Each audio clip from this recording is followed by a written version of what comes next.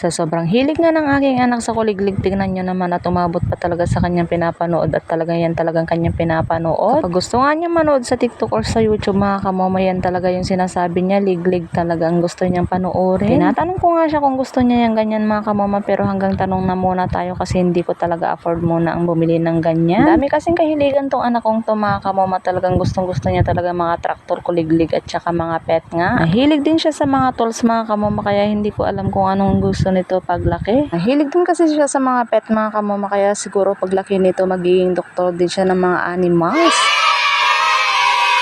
Basta kung anong gusto na lang nila paglaki mga kamoma, hindi ako tumututol at talagang pagbibigyan ko sila sa gusto nila. Kapag choice kasi natin ang pinilit natin sa kanila mga kamoma, hindi talaga makakatapos ang mga ito. Sobrang dami kasi niyang kahiligan mga kamoma, talaga nalilito na talaga ako sa mga binibili ko kung anong gusto niya. Pero sa tingin ko talaga gusto niya yung pinapanood niya mga kamoma, kaso nga lang yun ang mahirap, wala talaga tayong pambili. Balik na nga tayo sa ginagawa ko mga kamoma habang nanonood nga yung aking anak dyan. Bali sinamantala ko na nga magluto. Nagulay ko na nga pala yung mga iluluto ko dyan mga kamoma, kaya sinimulan ko na maggisa ng bawang at saka sibuyas. At ako ngayon nagluluto dyan mga kamoma, kaya naghanap talaga ako ng pangsahog at buti na nga lang at meron pa sa may ref ni ate. Meron nga palang tindahan yung aking ate mga kamoma, at siya nga yung lumipat dun sa may tindahan namin nung kami ay pumunta nga dito sa may Kiskisan. Bale hindi nga nag-click yung tindahan namin doon kila mama noon mga kamoma, kaya yun nalugi talaga. Dati kasi mga kamoma nung may tindahan pa ako, doon kami kumukuha ng pang-umagahan, pang-tanghalian at saka pang-hapon na kasi namin. Kaya talaga ang bagsak ng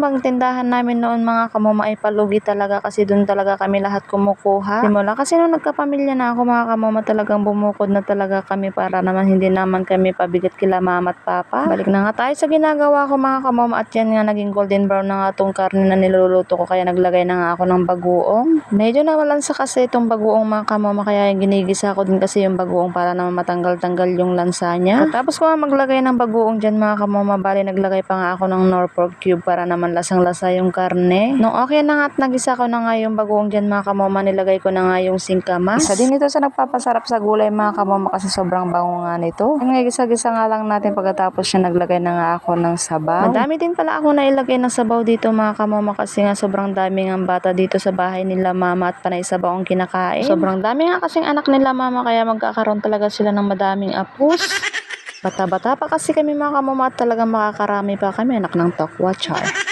Bale, 8 kasi kami magkakapatid mga kamama, at may 2 pang walang asawa sa amin. Yan nga, balik na nga tayo sa ginagawa ko mga kamama, at kumulo na nga yung niluluto ko, nilagay ko na nga yung sampalo. Konti nga lang yung nailagay kong sampalo dyan mga kamama, kasi nga sobrang daming bata dito nakakain nito mga kamama, kaya yan hindi ko sinobrahan yung sampalo at gabi pa naman. Tinanggal ko nga muna yung mga sampalo dyan mga kamama, pagkatapos na nilagay ko na nga tong mga sitaw. Bale, pipigain nga natin yung sampalo hanggang lumabas nga yung katas nila, para naman hindi tayo magnguya ng mga balat nito. Dinurog-durog ko nga lang yung sampalok dyan mga kamama, pagkatapos na nilagyan ko nga lang ng kaunting sabaw, pagkatapos na nilagay ko na nga yan sa niluluto ko. Bali kulang pa nga yung pagkakadurog at saka kulang pa ng sabaw, kaya nilagyan ko pa nga ulit dito sa may sampalok para mailagay na lahat yung katas. Doon na nga ako kumukuha ng sabaw niya sa may niluluto ko, kasi sobrang dami ko na nga nailagay na sabaw, kaya hindi na ako nagdagdag ng sobra pa. At yan nga nung okay na at nailagay ko na nga lahat yung katas ng sampalok, bali pinakuluan ko nga lang ito at tinikman ko na. Naglagay pa nga ako ng kaunting seasoning dyan mga kamama, kasi kulang pang ato sa lasa at saka sa linamnam. Pakukuluan nga lang natin ito ng maihagya mga kamama, hanggang nga lumambot tong mga pinaglalagay nating mga gulay. At nung okay na pala yung sitaw dyan mga kamama, bali nilagay ko na nga yung kaunting kabatiti. At nung naluto na nga yung mga gulay dyan mga kamama, bali tinikman ko na nga ito at saktong-sakto nga yung lasa, at hindi naman siya maalat, hindi rin siya mapakla. Hindi rin kasi kami masyadong mahilig sa maalat mga kamama, kasi nakakasama nga yun sa kalusugan, kaya saktong-sakto lang talaga yung lasa. Yun lang, salamat.